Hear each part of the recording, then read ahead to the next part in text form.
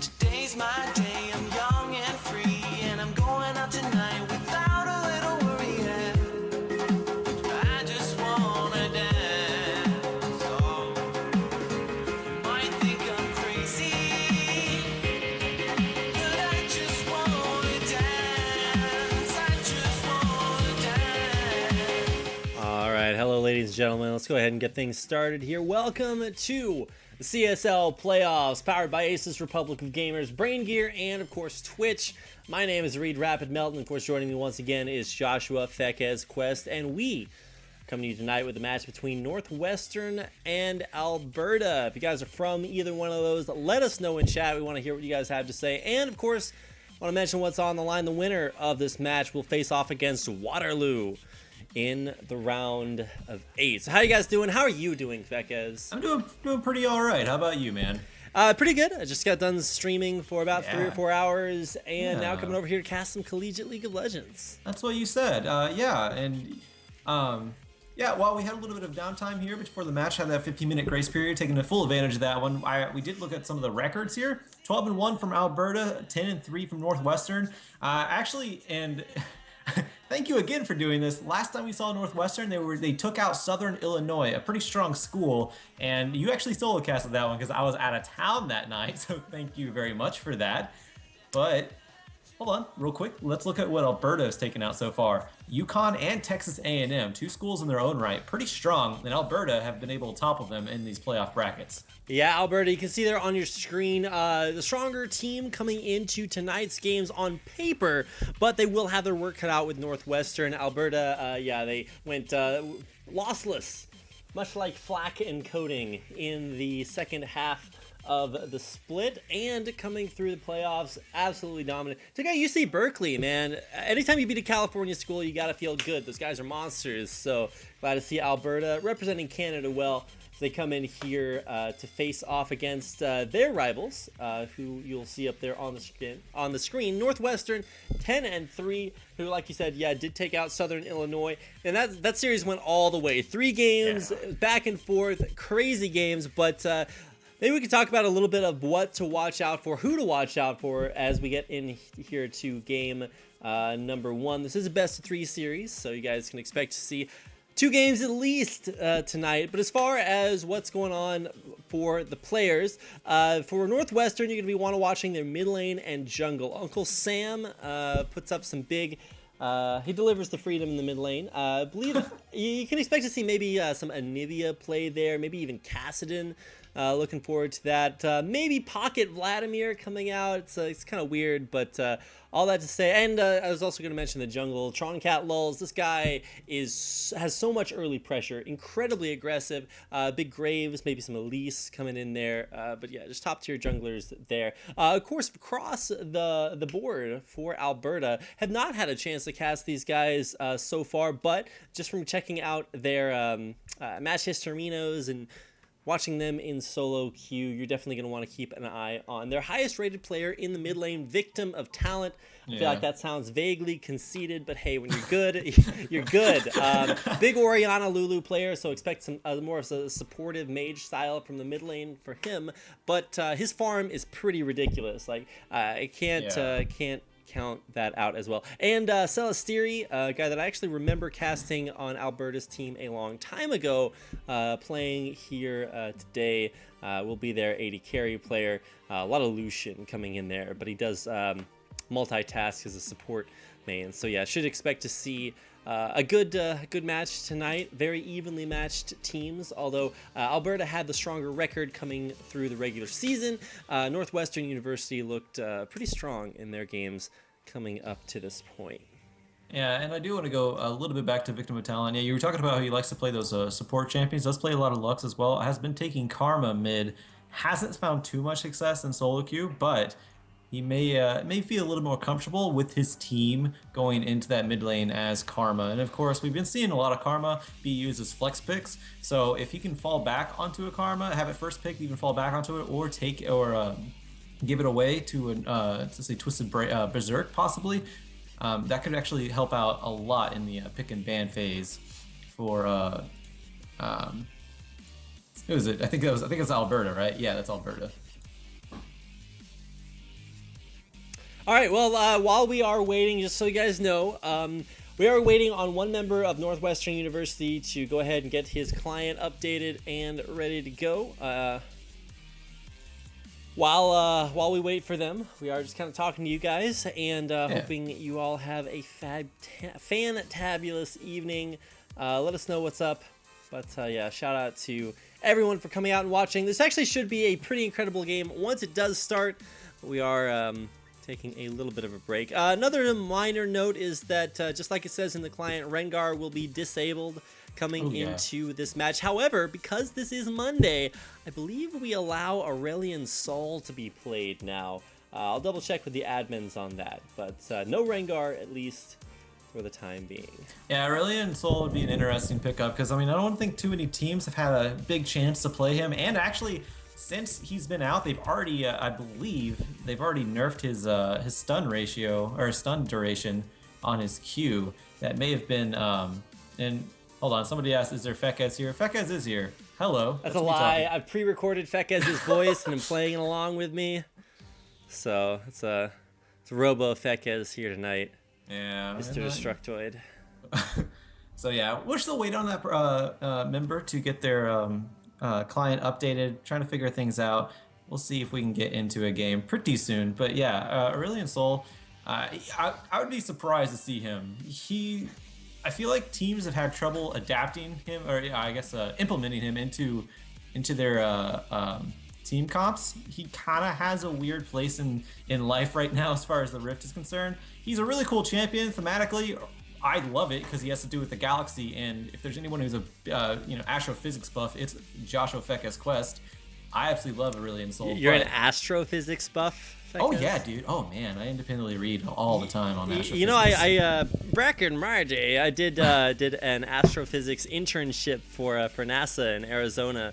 Oh, joke. Using checking out the binary star research. That is fascinating. It really was. If you guys have the opportunity, I highly recommend it. If you guys have the opportunity to wait through a 25-minute grace period, that's something I recommend. There, maybe maybe slightly less. But thanks for coming out, guys. Big fans. And of course, if you want to find out more information about the CSL playoffs, you can head over to cstarleague.com for brackets, player info, team info on heading over to DreamHack, where you can see all of us here at I think it's first week in May. So yes, it is first weekend. Yeah, make sure to come down to Austin, Texas for DreamHack. It's gonna be the first one in North America.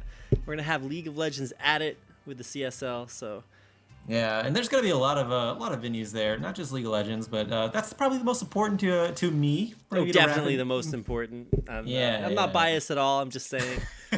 Yeah, there's going to be all sorts of fun things there. But yeah, League of Legends, definitely the most important one. Most important of all, though, is CSL League of Legends Finals. So definitely check them out. Maybe even meet Rapid. He loves to shake fans' hands. And of course, I love giving hugs. More welcome to hug me if you see me. I'll be looking dapper, but I don't mind. You guys can hug me and ruffle up my sport coat if you want. I will not be hugging Fekez. I'll be standing on the other side. In fact, we've actually got our casting booth set up with a barrier between me and Fekez to prevent all hugging from happening. So yeah, our fist bumps will have they'll have a thin layer of plexiglass in between us, just in case. Is that true? That's true. I'm pretty sure that's true. Are you that much of a germaphobe? I'll hug you, man. Don't worry. I keep a little spray bottle with me, so expect me to spray you down before anything. That's fine. I can always use a sanitation. All right, yeah, we are still waiting for people to get into the lobby, so I think we're going to cut to a quick break before we come back with game number 1, hopefully. And if not, we'll let you guys know, keep you filled in, so make sure to stick around. We'll be right back, hopefully, with game number 1 between Alberta and Northwestern.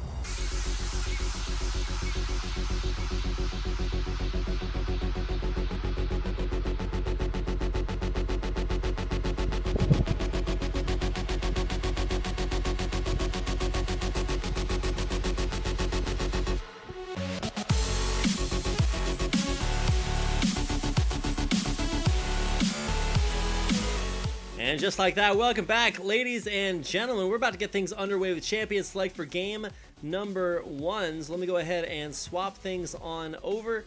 Let's go ahead and get into picks and bans.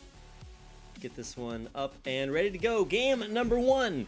Northwestern University there on the left-hand side of your screen in the blue, playing off against University of Alberta on the right in the red.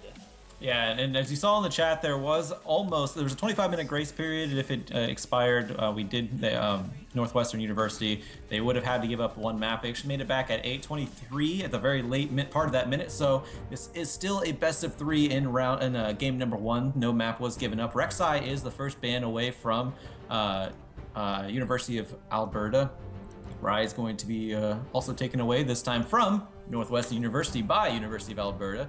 So we'll see what kind of strategy. Rise is an interesting one, but you said Uncle Sam. He's actually, I don't think you mentioned Rise on Uncle Sam. You actually mentioned Anivia, which I don't know what the Rise ban is about this time around. Yeah, the Rise is up there for him, so no questions about that. But let me just make sure that I do have our scoreboard arena updated. Nobody's won a game just yet, so everything should be accurately reflected right there. Of course. Oriana also banned out by Northwestern University. So really focusing the bans so far on the, it looks like the mid laner. They do have one jungler banned out, of course, but a lot of focus bans, no actual meta bans like Graves or even Kindred, Gragas. Everything seems to be left open for any sort of like I said, standard meta picks. Rek'Sai kind of the only one taken out. Cassidy also banned out. So a lot of focus on this mid lane so far. Yep, a lot of focus, and that focus is there for a good reason. Nice to see a lot of respect, credit where credit's due, right?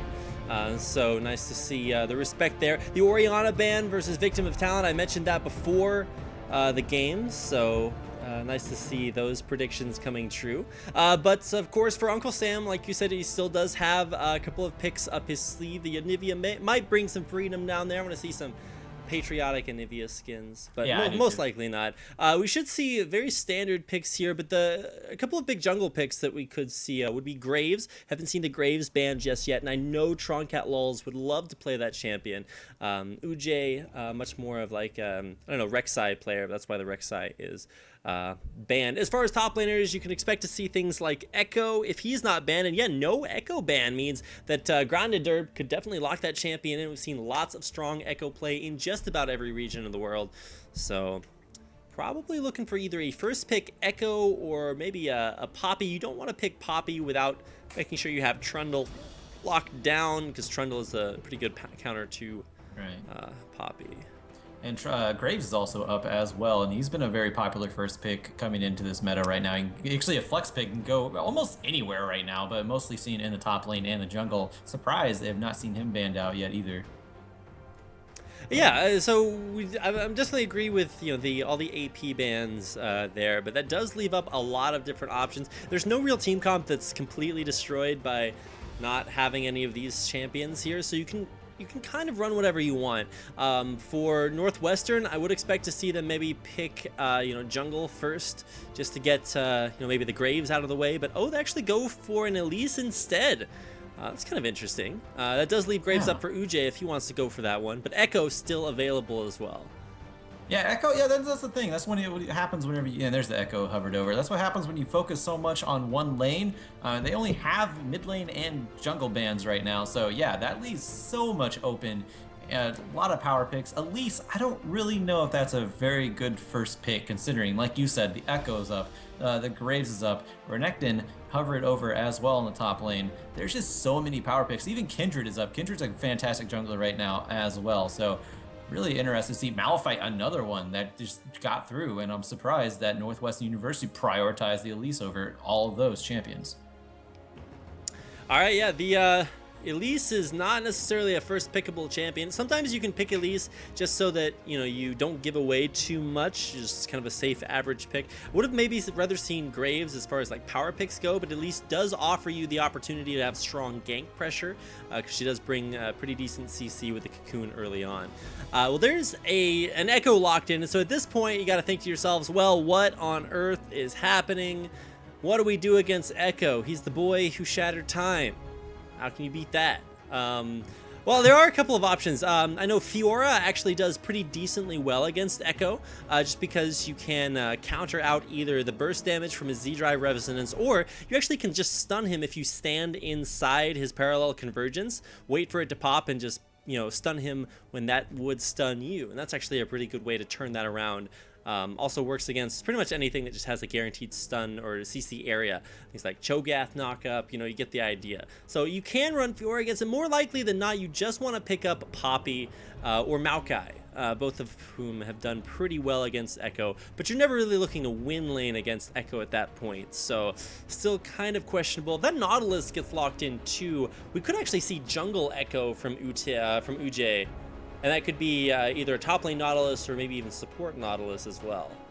Yeah, if you want to get to the core of it, all three of the picks so far from University of Alberta, they are flex picks. Severe, of course, is not, but I mean, Nautilus, could still go anywhere besides support. Echo, I mean, he is mostly seen in top lane, but again, like you said, could go jungle, and Morgana could go support or even mid lane. It's actually really interesting what Alberta is doing, and I hope they take advantage of it, because that can really throw Northwestern University into a little bit of a frenzy, wondering who they're going to play against, and then have Alberta say, oh, we could probably all of us play all these champions. I think we're all good right here. I'd like to see some trading going on. Yeah, I think we're all good. Hope we're all good as we get into our first game of this best of 3. We just barely got everybody into the lobby, and we're not done yet with picks and bans. So looking for, there's a Maokai. Probably could see that. And I talked about the Pocket Vladimir. It's coming in. Uncle Sam had his champion pool maybe stretched a little bit with that Ryze and Kassadin ban. He's going to go for the Vladimir. And this is kind of strange because you don't know what you're playing Vlad into. And Vladimir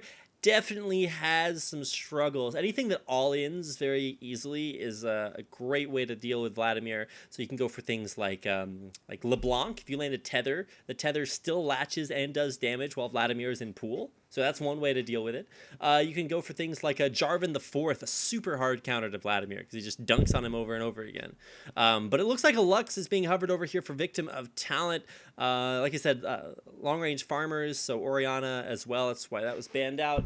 Looking for a Lux here too. It'd be a little bit interesting to see what we're trying to accomplish with Lux, just given the fact that she's traditionally either in catch compositions or poke comps, and we don't really have either one of those here. With light binding and dark binding, you can set up a pick composition that does work well with Nautilus Hook. So I'd say that's more of like the thematic structure that we're looking for from University of Alberta. On the other side, for Northwestern, you've just got a big AoE team fight kind of idea. So they do % less damage from Maokai's ultimate, and you do % more damage from Vladimir's ultimate. So, that sounds like a good combo to put together.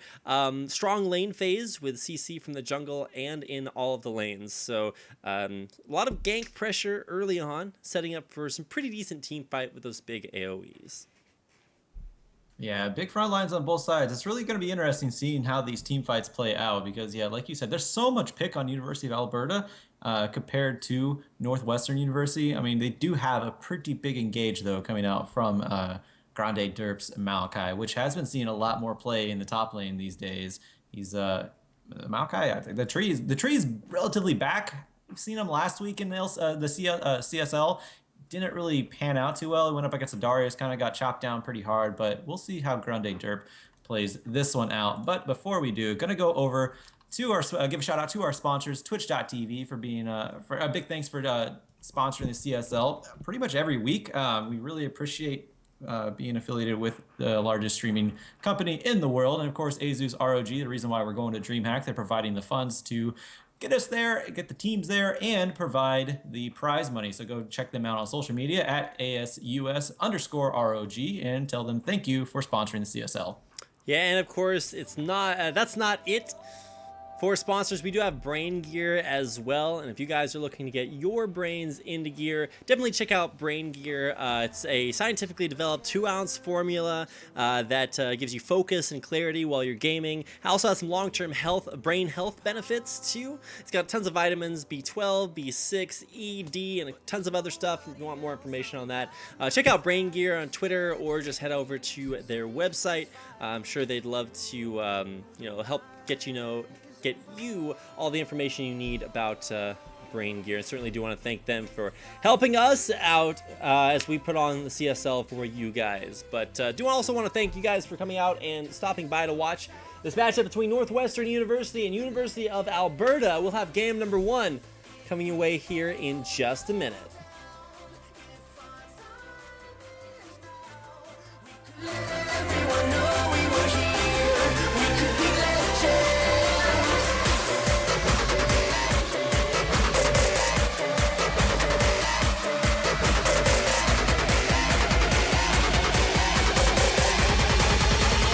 We can live forever.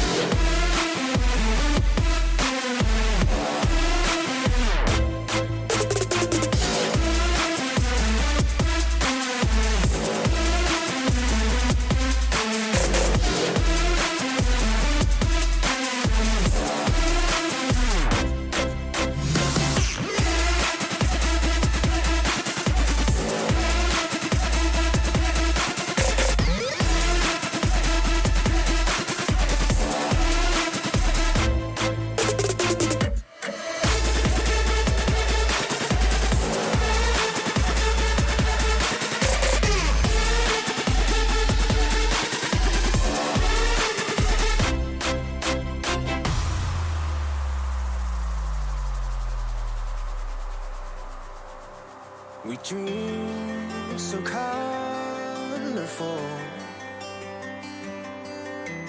Oh, we love so strong.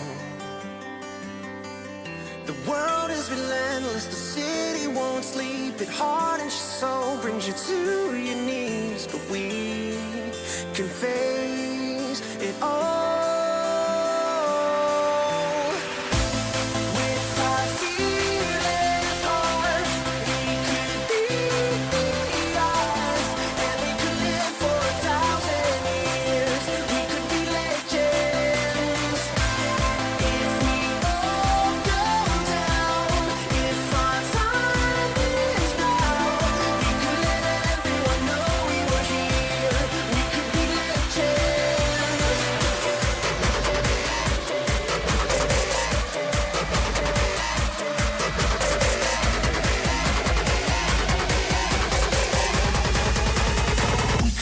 Forever.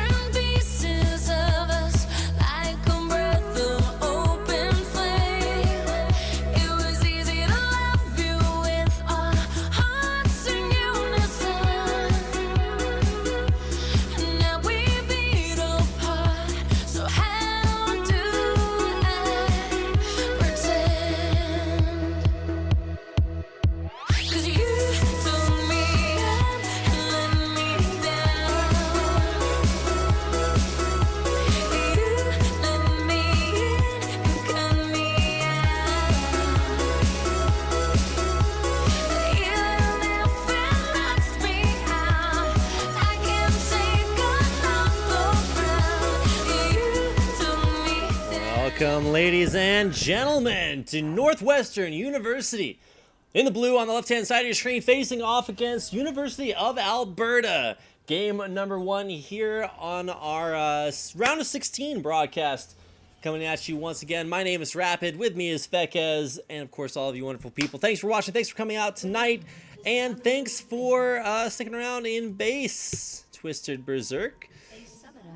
We connected. Hey, there we go. Back in the game, ready to go, and I hope you guys are ready to go for tonight's best of 3. So, a few things lingering from our pick and ban phase. Do want to watch out for the Echo and for the strategies, but I would say with Uj down here in the jungle on Echo, it's going to be a little bit different than what you'd expect from seeing a top lane Echo. Yeah, he's actually decent at the ganks. Echo, I mean, he can throw his parallel conversions from quite a ways away, and if it doesn't stun you, it will slow you. But and it also does have a nice gap closer in the phase dive. So Uj on the jungle Echo, yeah, a little bit different, but he should be pretty solid at ganking some of these lanes. I would expect him to definitely camp in the mid lane against Victim of Talent, because Uncle Sam, he's a little bit vulnerable with that. With all he has is Sanguine Pool, really, to get away from any kind of gank. Also vulnerable to socialism as well, if you decide to bring that to the mid lane. Uncle Sam is playing a little bit of an interesting champion, also an interesting start, and I think Riot talked about some of their design changes for Vladimir at the in the mid-season mage update, because I mean Vladimir is really the only champion you buy spell vamp on, because it's such a part of his kit. You want to have high sustain, high cooldown reduction. That's kind of the way you just build Vladimir, and not a whole lot of champions are quite like that. But nice to see the duo lanes both in the bottom side of the map, solos up at the top. So we've got pretty standard starts for both sides. Yeah, KC Royal and Desaltifier rather, did pick up the Krug, so they will have a level advantage, as we just saw picked up right there. Now they're going to go in. Desaltifier is going to be able to land something here. Gets the flay, the flash, and the hook. Death Sentence. First blood over to KC Royal. Nice pickup of the Krugs. Man, that Death Sentence is absolutely perfect. You have to read whether or not your opponents did their jungle camp, so that you know exactly when they're going to get level 2. Otherwise, that happens. And man, Thresh is the king of just distance closers. He can pull people in from a long way away with the lantern, and he can certainly keep you around for a while with that flay and Death Sentence combo that we just saw right there to pick up first blood for Northwestern University in the bottom lane. Yeah, very, very nice play. Nicely played by Northwestern, but a little bit of aggression in the top lane, not going in Northwestern University's favor. Grande Derp needs to be careful, getting hit up pretty hard by very big bully in Nautilus. Nautilus, he's been showing up a lot in top lane recently because he's such a huge bully. And I haven't seen a Nautilus versus Maokai top lane. I wouldn't think it'd be too exciting, but with stretch lines like that, they might pull out something here coming in this top lane. With arcane smashes like that, maybe those dredge lines won't be quite as effective. Both top laners starting out with Doran's rings too, which is kind of weird, but it just goes in with the way that the current tank meta is. Essentially, your tanky stats on your champion are so strong that you really don't have to worry about dying for the first few minutes of the game. You're just going to be going for those tank wars. So if you pick up a little bit of ability power early on, or a little bit of damage early on, you can actually make that a lot more effective, because afterwards you just build full tank stats and you're going to be good to go for the rest of the game. So directed camera kind of jerked me around all over the place. Still just trying to find out what action is going on there. We did have Troncat Lulz maybe check into the enemy jungle a little bit. We do have both junglers coming towards the bottom half of the map, trying to get some action going on. Oh, might have a little bit of a gank. You said Troncat Lulz. He's in the bot lane. The flash immediately coming out from Celestari, but gets hooked again, and Ignite is going to take him down. Troncat Lulz picks up that one. Uj may be in a bad situation now. Jumping in at a 2v3, has to flash out, but the flash comes back in. KC Royals going to be able to pick up that kill, and that is a huge start for Northwestern University. Yeah, the red buff being given over to the 80 carry KC Royals, probably the worst player to give that red buff to, and now with a strong 3-man down here. Great positioning on those, every Thresh skill hits somebody, and, well, almost, I think the Death Sentence was just a little bit barely off. Cocoons was right in place, and that Dark Passage to pull Troncat Lulz in from the jungle, and to Saltifier, enabling all of these crazy bottom lane plays. Yeah, so very nice pickups.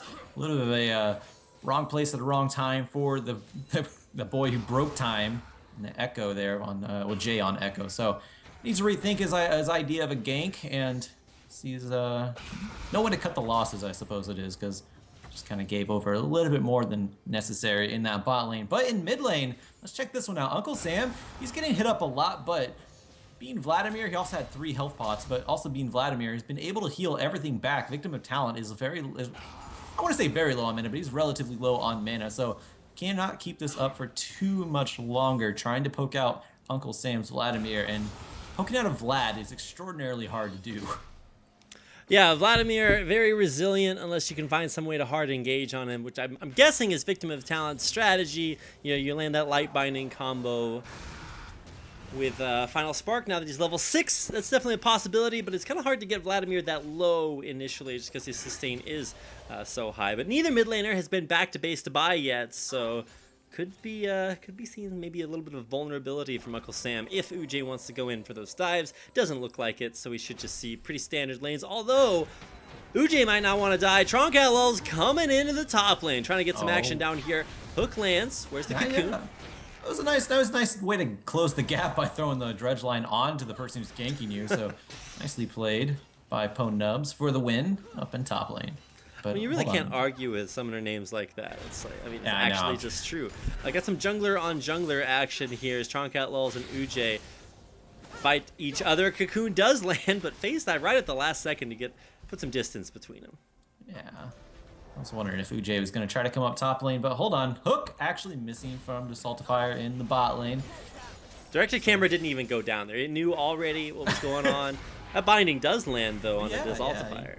Do want to catch that one. What we do also want to point out is that with this 201 lead from KC Royals, he's actually got a pretty huge CS lead, too, over Celesteria rather.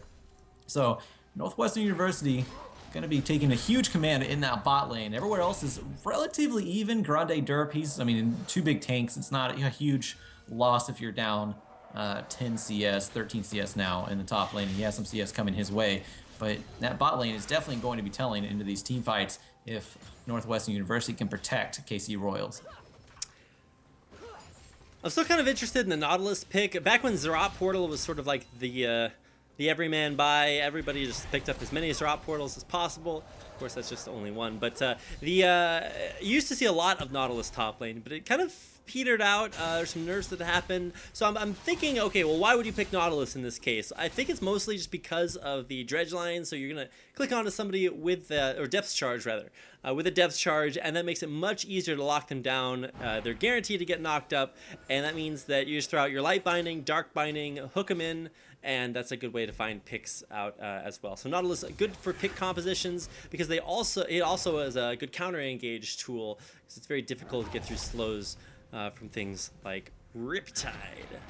Yeah, and that's what I think what we're going to be looking for come mid game for the University of Alberta, especially with them bot lane down pretty hard. They have a lot of pick potential: light binding, dark binding, dredge line, depth charge. They have a lot to work with here. Even the big AoE stun from Echo too. So maybe looking to that to try to salvage any sort of harsh laning phase that they are currently having, which again, it's not too bad across the board. Actually, I mean, Nubs, he is doing well in his lane over CSing over Grande Dur, but again, I believe it's negligible considering they're both tanks, and tanks have such an easy time with gold. They don't need to be rich, but Victim of Talent. Yeah, hold on. Oh, very nice Black Shield from Twisted Berserk. But yeah, in the mid lane also, Victim of Talent has had trouble. Gotta watch out for Troncat Lulz here. Very nice. There's the culling, but this is not a good. I don't know. If Troncat Lulz stays down there, he's either waiting for the lane to bounce or he wants to go in for the dive. Well, lane's gone, or the wave is gone, so he's gonna have to wait for it to equalize. Twisted Berserk, he's gonna be wanting to put a ward here in this bush when the wave pushes out. So this is what they're waiting for. Oh, a miss on the cocoon. Well, that was anticlimactic. You just wait for that's like the hotshot GG gank. I don't know if you guys remember. Whoa, gotta keep an eye on the mid lane. Flashing in. There's the ignite. Ignite comes out, and the double shield coming out from Victim of Talent, going to net him a kill. Both summoners down, but did get the kill out of that one. So Victim of Talent trying to take command in the mid lane. Yeah, a little bit ugly there on the dive, but once you get Vladimir that low, especially if you're running Ignite on Lux, usually Luxes want to go with something a little bit more defensive for their summoner spell, because if you're a long-range champion, you bring Ignite, well, that's a short-range spell. So, oh man, Black Shield notwithstanding the death sentence for the kill! Oh my god, so Dispels the Fire, completely taking out Severe, and now Echo, he gets out of there. Nice Dark Binding onto KC Royals, but it doesn't matter. Cat Law's gonna be able to pick up that one, and again, almost everything going in the favor of Northwestern University in the bot lane. That's right, Fekez, and we talked about this before the game. Just going off of records, Alberta had the stronger season overall. They were undefeated this spring split. So by their record, you would expect to see them doing very well here. But based on individual performances, exactly like I said earlier, Cat Lulz is a very strong jungler, able to be very aggressive early on. Just got done casting some professional Japanese League of Legends, and even some of their best teams have very passive gankless lane phases. They do not have any of this early aggression and all this crazy jungle shenanigans going on. So it's very this is one of the reasons I like collegiate esports a lot, because there's tons of aggression all over the map, and you have leads like this transpiring for Northwestern. Yeah, first objectives of the game going over to Northwestern, first dragon and first turret, and that is getting them a little bit over a 3K gold lead at the 45 second mark. So they're going to try to keep that lead, maybe even expand it a little bit, as any team would like to do. And of course, the camera keeps going to the top lane, and I'm not a big fan of this one because it's so boring, Rapid. And here's some dredge line. What's Grande Derp gonna do? He's gonna use that super cool spell, or it's actually just a mastery called Strength of Ages. Yeah. He's gonna steal health from him. Health just going right back and forth. I steal your health, you steal my health. Nobody really cares, because we're super tanks up in the top lane. That's exactly. What a time to be alive. I know, man. Because they're going to stay alive. Yeah, they're going to stay alive. Nobody's going to get the advantage in the top lane. Though Potnubs, he is getting hurt a little bit here. Yeah, he went for the aggressive tank option in the Bomby Cinder. Grande Derp went for the passive lane option in Spirit Visage. That's what he's building into, that Spectre's Cowl. So, both pretty much even for all intents and purposes, but with a roam top lane and lots of pink wards. UJ and Victim of Talent, they were looking for the dive, but I don't think they're going to stick around for that. No, Grande Derp, he's going to stay safe again. And yeah, kind of both teams just wondering what to do right now. The turret is down for Alberta in the bot side. Northwestern University able to take that one pretty early in the game, so KC Royals, instead of staying down there and farming a little bit more, pushing the wave, he's actually going to roam mid and maybe try to take another turret for his team, because that does equal global gold, and global gold is good for everybody. That's why it's called Global Rapid. It is indeed, Fekez. Thank you very much for that. I'm not sure what I would do without that. Oh, UJ, he's going to have to piece the scene there off of his Raptors camp. Might go in for the smite. Oh, no. Doesn't even get the smite off. So nice steal there for Cat Lulz, the laser. And the dredge line also. The dredge line missed though, so just barely. Yeah, no picks coming out from Alberta. Everyone is in the area. Uche, he gets hooked, but you do not want to follow up on that one. Just Salt of Fire, getting the peace of mind on that one. It's like, at least I can hit it. That's true. It's a good mindset, I suppose. Well, so Cat Lulz currently the dude in charge at this point. He's actually going to be soloing the Rift Herald, because you can actually let it aggro your spiders and then walk around behind it to pop the eye. But it looks like UJ knows what's going on here. A lot of damage down there onto Cat Lulz. Needs to make sure that the Rift Herald is on his side, because UJ currently in a little bit of a rough spot. Ults back onto the Rift Herald. Very drops nice escape. Nice hook though, and a calling and a fail flash is going to get the kill for Cat Lulz. That's a sad story. Yeah, you need to sing a sad song just to turn that one around. The Rift Herald probably dead here. I think 3 champions should be enough. Why would you put a giant eye on your head, man? That seems like a terrible place to put an eye. It literally just sees straight up. What if there's like a flock of pigeons flying above you? Like, to be fair, he comes from the he's a Rift Herald. He comes from the Void, so we really don't know what kind of threats are I guess in the just Void. put eyes everywhere there. Maybe you really just need to see the threats coming from on high. I don't know. It's a Power Rangers villain that's all eyes. It does make sense to me, but it gives you a lot of vulnerabilities as well. Yeah, it's true. Generally, I'm pretty happy with just having 2 eyes, and even those are vulnerabilities, depending on the situation. No one can reach your eyes. You're like 20 feet tall. How can people reach your eyes when there's 3 people on the moon? What? Man, those are live questions right there. Looking for action up in the top lane, but probably not, actually. Just kidding. Yeah, I'm just going to clear the waves. There is the Rift Herald buff on Troncat LoL, so it's doing a little bit of damage to that turret, but he's actually going to try to get a Ventress. Never mind, he's going to go back in the top lane. All right, so a lot of siege in that top lane. They're just trying to just poke that turret down little by little. And there's the empowered minions. And the empowered minions is going to help. Now, OJ here, there is a dredge line onto Troncat LoLs. Nice depth charge as well. They're going to be able to take him down. Nice repelled, trying to get out of Death's dodge there. And he actually does, flashes out. So now Grande Derp there as a front line, protecting him. Nobody's able to get past him. And very nice escape from Troncat LoLs. I feel like Grande Derp's Maokai should not be the champion in that fight doing the most damage. Something just feels a little bit off about that. But double Doran's rings early, which is pretty traditional for Maokai.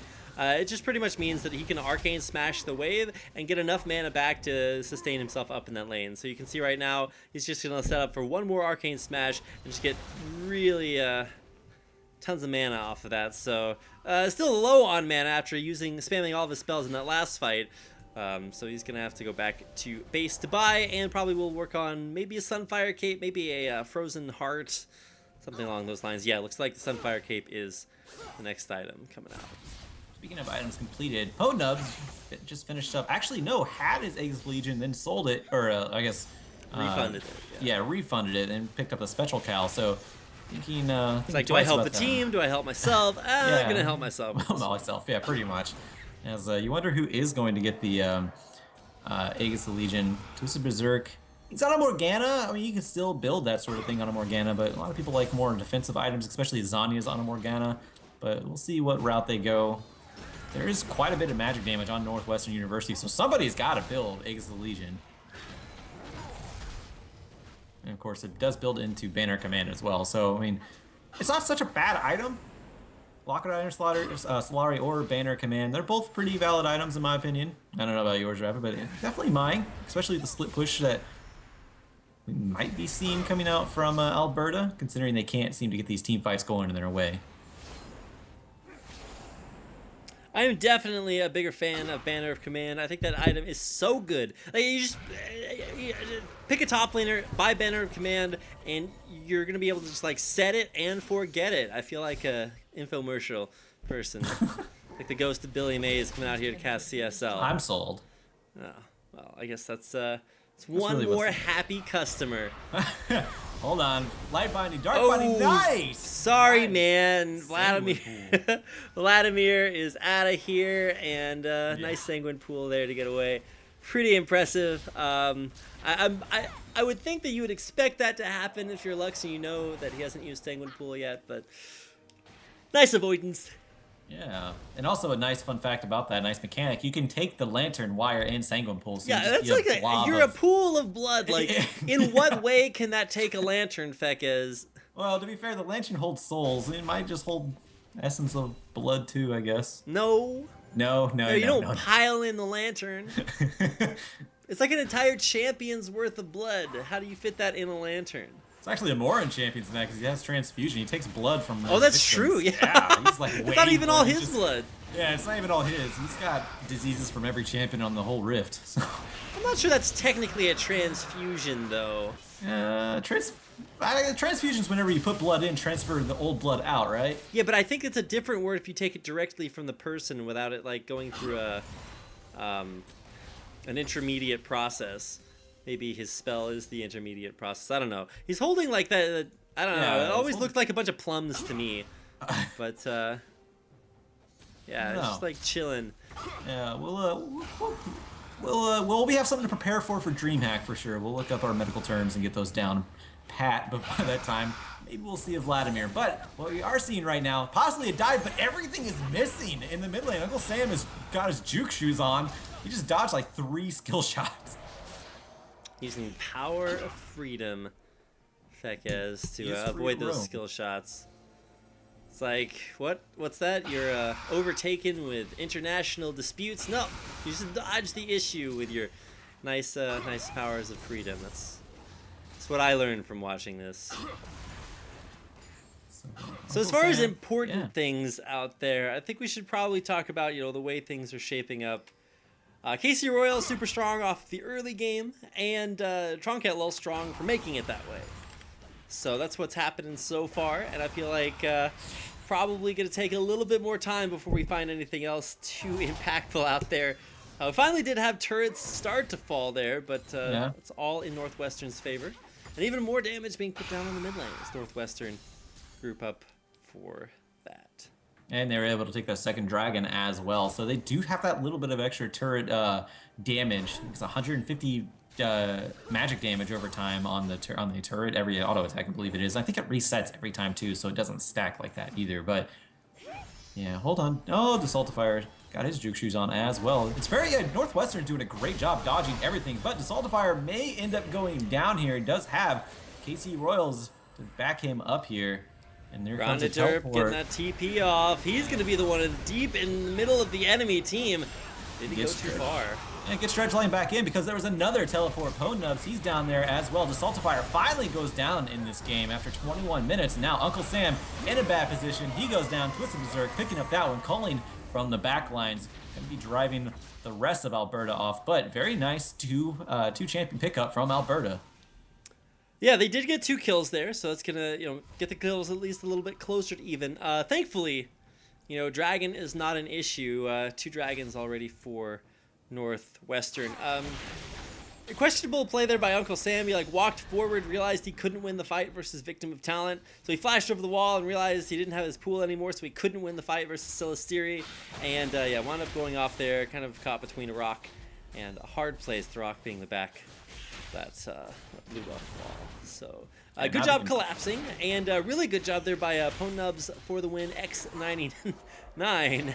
Yeah, I've been resisting saying for the win and X99, even though sometimes I'm like Ron Burgundy and I read everything from the teleprompter. I've been really resisting. I'm only saying Nubs. I mean, to be fair, you could probably say just about anything. I feel like if you name yourself Nubs for the win X99, you're just asking to have that. I don't know. It's very difficult to say the whole thing all the time, but big push forward to take out the last little bit of HP there on the mid lane turret. That's the 3rd turret of the game going to Northwestern. So, yeah, so even though Alberta did kind of get their pick comp going in that bottom half of the jungle, they're still having trouble going against the siege from Northwestern University. They still have no turrets. They are not team fighting well in general unless they pick somebody off. So they haven't even tried to contest Dragon this time either. They are trying to establish vision control, though, as Twisted Berserk trying to pick out as many wards as possible. But, yeah, interesting here. So, trinkets have been able to be upgraded for quite a while now. Uj, he's level 11, still on his 1st tier Oracle lens. So, that's actually really important because that reduces a huge amount of vision clear that you potentially could have. If only you just upgraded it. It's free, even. I do encourage Uj to do that if he's listening to this stream. It's like, hey man, you probably want to go upgrade that. Got it. Well, either way, Twisted Berserk does have that one. It's interesting actually to see sort of the change in philosophy between supports, just because it used to be you would never buy these sort of consolidation items where you get your gold generation item and your Sightstone in the same item. Eye of the Watchers and Eye of the Equinox. There's what I'm talking about. But the idea that you can free up an item slot is actually pretty effective. It's not necessarily as effective as getting the activatable items like you would from either Frost Queen's Claim or Eye of or Force of. Wait, what is it? It's Eye of the Equinox. No, it's Face of the Mountain. There we go. Right. Yeah. Wait a second. What's going on there? Yeah. But in this situation, it's probably just makes it easier to build things up, and you do get one more item slot, which makes you stronger later on. Yeah. So as we were talking about earlier, or as I was mentioning, Jay actually just now upgraded his lens. So He's a step ahead of time because we on a 3-minute delay due to Riot's spectating delay. So Jay, he had it in mind. It just happened to notice at the same time I did, and he has Tracker's Knife as well. So it should be pretty heavily ward coverage coming out from Alberta. And I don't know, they're having trouble establishing ground against Northwestern, but I believe it's mostly because they might be afraid to team fight. They're trying their best to find picks, and whenever you're trying to find picks, you need ward coverage as much as possible to get those picks. But Northwestern University, they're doing a good job countering that. Alberta doesn't have their top laner there. He's actually just now getting there. Right. It didn't have teleport. So if Northwestern had started it, it would have been a 4v5. But instead they opt not to start it, and now it is going to be that 5 versus 5. Fishing with some light bindings. Dark bindings actually do land for a little bit of damage down to Troncat Lulz. Death Sentence does hit and will pull in. He goes in, Flay's victim of a talent back, and now he's a victim of a death sentence. He goes down. Now Grande Dirt, big front line, zoning off everybody. One picked up from by Northwestern University. They're going to switch down and go pick up a third dragon of the game.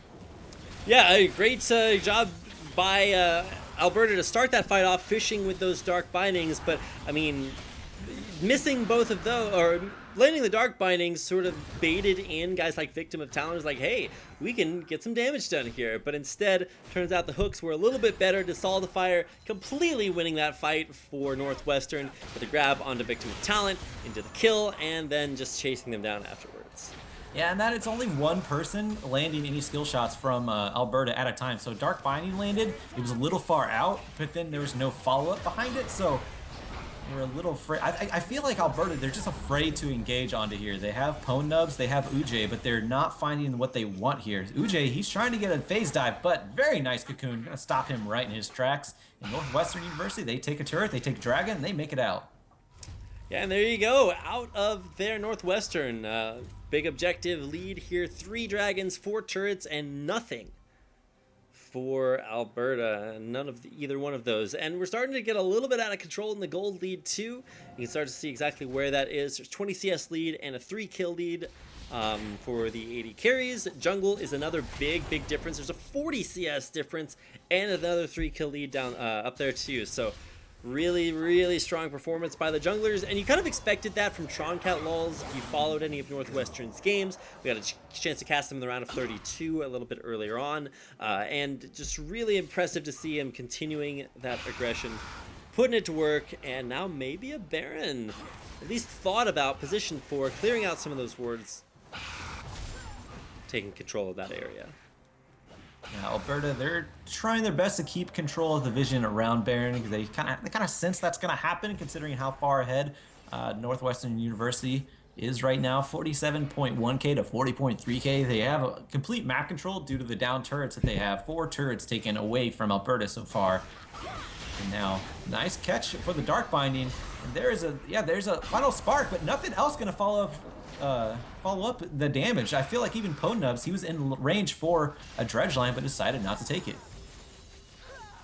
Yeah, not pulling the trigger there. I'm not sure whether or not, exactly how that would have transpired, but it does mean that, at least you're landing light bindings, dark bindings, and if you land the right pick later on in the game, that can just end it straight up. So Yes. a little bit scary. Certainly not out of it yet. Alberta still have the opportunity to continue wave clearing, keeping this game going on for a little bit longer. Yeah, and to their point, to their credit, I should say, that is one thing they do possess a lot of. Victim of Talent and Celestiri both have a tremendous amount of wave clear over Northwestern University, so they can keep anybody at bay underneath their turret for quite a while, but you don't have to worry about wave clear whenever your opponent's going on to Baron, which is what Northwestern University is doing. May want to think twice about it. There's only 3 person in the Baron pit right now. And yeah, Alberta, they're going to force them back just because they know that they're there. And there's only 3 people from Northwestern onto the Baron. Right, if Grande Derp had been there, no questions asked. But both of the tanks with their teleports available are on the bottom half of the map. So just kind of chilling down there. No one really to tank that up. Thresh is not necessarily a tank. Like, he builds tanky items, but he's no match for Baron, certainly. So you're going to need either like a tank jungler to make that bait happen, or just call your top lane up early. Speaking of the supports, let's take a look at the item builds here because Alakara and Solari picked up for both of them. No banner and command yet, so there's really no big set it or forget it type of split push like you were mentioning earlier, which, yeah, I'm a big fan of as well. It creates an insane amount of pressure for almost just one item that gives great stats, too. That used to be the build for Nautilus. You'd go Banner of Command first, and then Zrot Portal second, and then just, like you said, set it and forget it in the top lane, and then move down to be with your team. However, those items are not nearly as stat efficient as Sunfire, Cape, Spirit Visage, Iceborne Gauntlet. I'm still kind of questioning the Banshee's Veil for Pwn Nubs for the win. You don't traditionally build BV on tanks because as a tank, if you're the one getting hit by the crowd control, that means that your carries are not getting hit by the crowd control. That's why you also don't really recommend buying Mercury Treads on tanks too, because if they're the ones taking the CC, that's kind of what you want.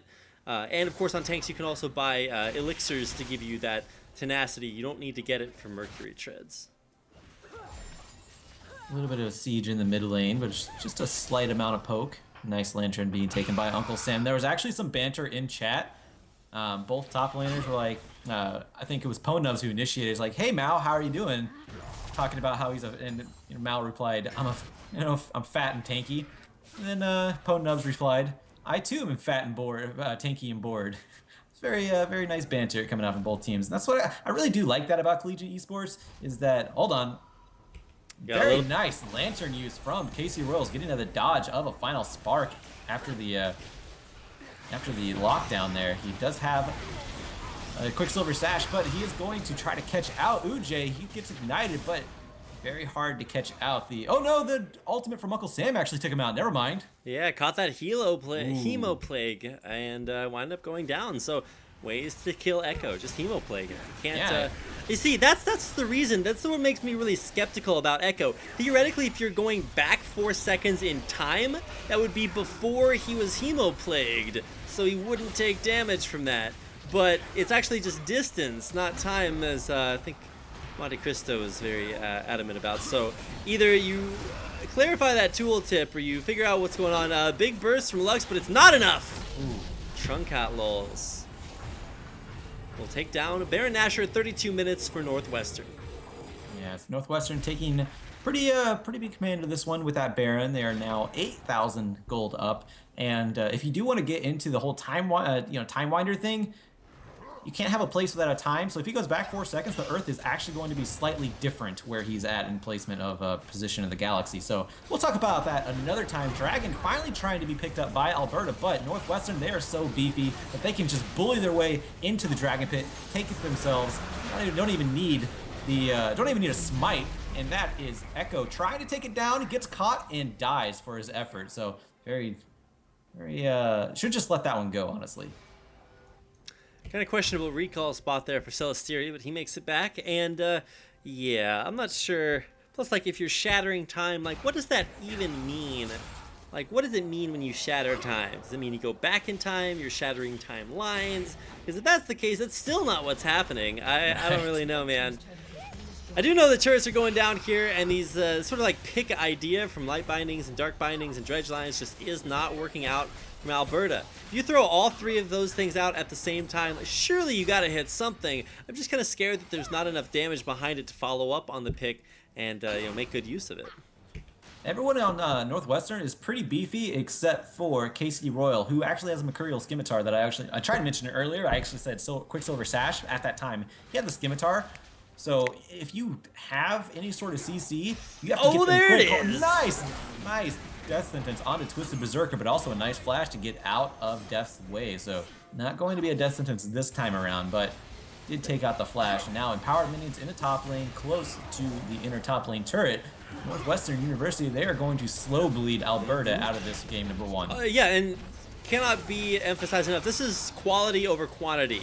Why have, a hook and two bindings on your team when all you really need is just one hook from Desaltifier landing, more often in better situations? So, Desaltifier, great hook so far this game. He's 1-1 and 8 assists. Definitely getting in there. 100% kill participation, just as well as his bottom lane partner, Casey Royals, having that as well. Meanwhile, almost no kill participation from the top laners. Yeah. Grinded Derp and Pwn Nubs for the win. X99. They've been locked in the eternal struggle of top lane. Killing Yeah. minions. Look at the CS numbers, by the way. Maokai with the most CS in the game at 313. CS at 35 minutes. They've done nothing but like, sit in lane. Occasional teleports to team fights, but they've kind of been chilling out there. That's been a big farm simulator for the top laners, and yeah, and actually it's because of those two that this is such a low kill count game. Both of them, anytime something happens, they get right in front of everybody, and they just absorb everything they possibly can. Pause coming out, so we have a little bit of time to talk about this, but yeah, they've been the biggest front lines you've ever seen in the League of Legends game as far as one single champion goes. So anytime anybody catches out, gets caught out, or there's a team fight, there's minimal death because there's such a massive front line. Like you said, no one on the neither of the top laners have died, and they've been doing such a great job disengaging from any sort of hairy situation. That is only a 12 kill count at 35 minutes right now. Yeah, it's after a very aggressive early start, things have definitely cooled off since then. Yeah, now with the pause, we have a little bit of time to look at some item builds here. As been hitting a little bit on the bot lane. Let's look at the mid lane here. I mean, not too much, but you did say that Uncle Sam, Vladimir, is the only one you really build lifesteal or a spell vamp rather on. So he did finish that Will of the HS. I think that was about his second item. He has a Zanya's as well too. So if he's caught out, he has Sanguine Pool and Zanya's to rely on to get out. Not to mention a lantern that he can take while Sanguine Pooled. So the whole pick comp thing coming out from Alberta, it's trumped quite a bit by the mobility, the get out of jail free cards, if you will, from Northwestern University between Troncat Lulz on Elise having Repel, Sanguine Pool, and Mercurial Scimitar, not to mention Saltifier having the Lantern. It's really hard to pick anyone out at this stage in the game for Alberta. Yeah, just taking a brief break, Areno. I'm not sure exactly how long this is going to be. Possibly some more tech issues coming in here, but I think in the meantime we are going to take a quick break, throw up some music, and then we'll be back to finish out. This is just still game one, so we've got a lot of League of Legends left to play. Hope you guys will stick around for it. We'll be back after the pause here after a short break.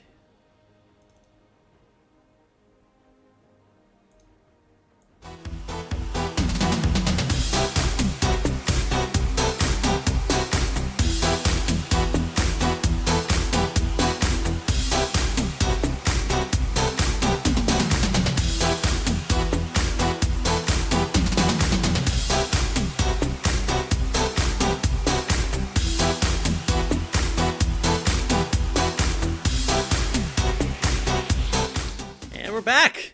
Hello. I knew as soon as I invoked the power of I believe it came from Planet Earth by Stephen Hawking. We would instantly get back into the game, and here we are, 9-3, and looking to make a pretty strong push down the bottom lane. Everybody grouped up here for Northwestern University. See, when you say Alberta University, you're like, well, I wonder where they are. You're like, well, they're from Alberta, man. Like, oh yeah, of course, obviously. But Northwestern, a little bit less specific, Fekez. Do you know where Northwestern University is? Illinois, if I recall. That is correct. I actually looked them up beforehand, yeah. Hey, there you go. And then research it. Yeah. Evanston. Not a good analyst, but I do know what Google is, so I try my best. Evanston, Illinois, to be exact. So, thanks for the heads up on that one. As far as research goes, man, look at these tanks, man. Granted, Derp sitting at 3,700 HP. Ponub sitting at 3,200. So, man, gotta step up that game. Oh man, he's gonna get the eternal tank battles going on. Not really all that impactful. This is where you just sort of scream at your screen, group up, and do something. Does not appear as if either team is very committed to making that happen. Yeah, and I feel like Northwestern, they could dive if they wanted to. They could shove back Alberta. Again, I was mentioning earlier, they have so many escapes, so many ways to dodge skill shots and to get out of any hairy situations that I think they could just dive underneath the turret and have Grande Derp just tank up everything. He is so beefy right now. He has a Frozen Heart. He has Sunfire. He can take some of the damage from a turret just fine. Not to mention, he also has an ungodly amount of health, sitting at 3,800 right now.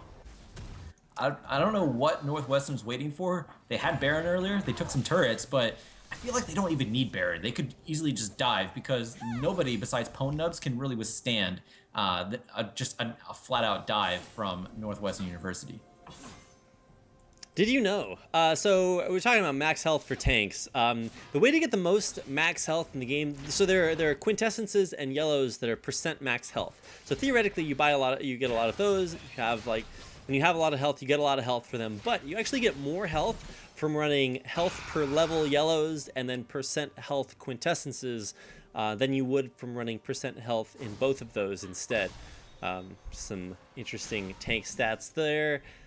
And for Pwn Nubs for the win, X99, his shield actually scales off of his max health. So whenever he hits that W button, he actually gets for free. Well, I guess you have to spend mana for it. 700 bonus health. That's pretty good. It's like, yeah, what is that? 2.5 Giants belts. It's something ridiculous like that. It's an extraordinary amount for just hitting the W key. Yeah, it feels good to get some of those Giants belts in there, and yeah, as if you needed more health coming in. I still don't really like the Banshee's Veil. I think you'd be much better served. Oh, the Saltifier, he may be caught out, but a nice flash. Here comes the teleport from Grande Dirt from the top lane. Jay, he is almost going to go down. Nice final spark across everyone, but everyone is from Northwestern so tanky. Grande Dirt eating up everything that he possibly can, but so is Pwn Nubs. Pwn Nubs finally has to flash out. Jay, the only one going down. This is going to be 5th Dragon for Northwestern University. Rapid, if they don't pull the trigger with this 5th Dragon, I don't know what they're going to do because Baron is also up. They may just go for that as well. Grande Derp heals for 350 health every time he auto attacks. And in the middle of a team fight when everybody's using spells, every time he auto attacks, he gets 400 health back essentially. So that's pretty ridiculous when you think about it. A tank that can heal for 400 health every auto attack. How do you out damage that when it's so cost effective? Whoa, Uncle Sam! Sanguine Pool. Just keep him alive. And there's the Lantern. Zanya's as well. The Lantern is there. It's just going to get out of dodge, but so much wasted trying to kill him. Did not work. He's just going to spell vamp all that back up. He's already almost full health, and I think they can just go right over to Baron. No problem now. Yep, with Dragon 5 and everyone alive, this is going to be Baron number 2, if I'm not mistaken. It is, yeah. Coming in here for Northwestern. 5 Dragons, 2 Barons, and everything they need to take this one down. Oh my gosh, they risked the steal, but still come out on top with their second Baron of the game. Final spark just went down. Jay is down. They have fifth Dragon, second Baron of the game. Health bars are full. I expect Northwestern University to end their game number 1 with this push. If they don't, I honestly don't know what they're going to do. I mean, they might just have to wait until Alberta surrenders, but empowered minions coming in. It's going to be hard for Victim of Talent to wave clear these. And yeah, the tower is going down so fast. Yeah, Fifth 5 Dragon. plus like you have 40% damage reduction with 5 dragons, so right. You don't even care, or damage reduction from turrets. So you don't even care about tanking turrets at this point either. Grande Derp is ridiculously strong, 3,800 HP, and like I said, all that anti-turret damage reduction. It's pretty ridiculous. There's a huge wave top lane pushing into Northwestern's turrets, so maybe they want to go for that one, but honestly, they can just win the game here. They've got every buff in the world, all 5 champions alive, and they don't even care about this turret coming in, so they should just walk forward and tank it.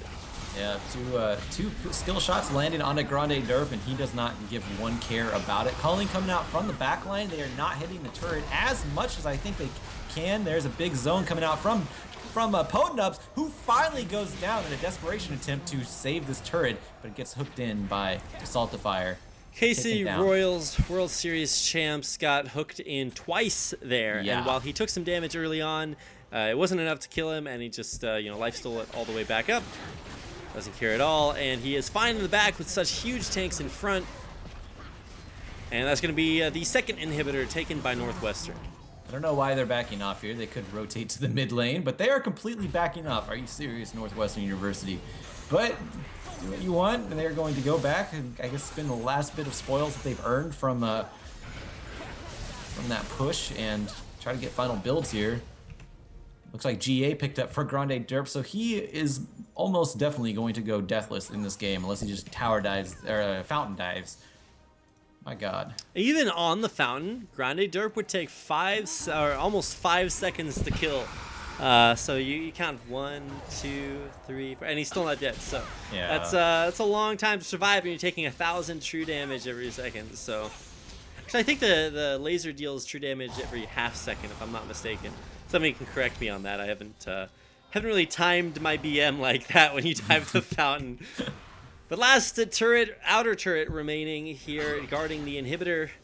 Grande Derp just moves a little bit to the left to avoid that. Banshee's Veil broken there on Desaltifier. Everyone avoiding those light bindings, and yeah, just chilling out here. Not a care in the world. Yeah, the Troncat lols, he has Banner Command now, our favorite item that we've been talking about this series, and there he has not activated it yet, so just hanging on to that one. Well, he did activate it in the, oh, actually, no, he hasn't yet. I was thinking about the Locket of the Iron Celery, which was used to save Casey Royale's life. I almost feel like you just tank these dark bindings and light bindings as Grande Derp. Like, that's what I'm thinking here. Grande Derp can throw himself just into the front lines. There he goes, finally doing it. Make it a turret. No, okay, he backs off after Desaltifier misses the death sentence, and we're back at a standoff that I don't feel is necessary. Casey Royals gets hooked. He gets out, though. He's going to be fine, and now Culling coming out from the back line. This is the team fight we've been looking for. Grande Derp, he may actually go down. No, he has the GA, so he stays alive. Jay going down, double kill for the KC Royal champions here. Triple kill in the end. Maybe looking for more here. Is he going to get a quadra? There's a penta. He got a penta kill to finish off this game number 1 in a best of 3 for Northwestern University. that's the reason we waited 44 minutes to end this game, Fekez. KC Royals, not only the World Series champions, but a pentakill as well. They can do it all. 17-3, the final score for Northwestern University. So they take a win here in game number 1 over Alberta. And yeah, that was a relatively long game. I feel like it went unnecessarily long. So with that being said, we are going to get into game number 2 in just a moment. My name is Joshua Fekez Quest here with Rapid. Stick around, be back in a moment.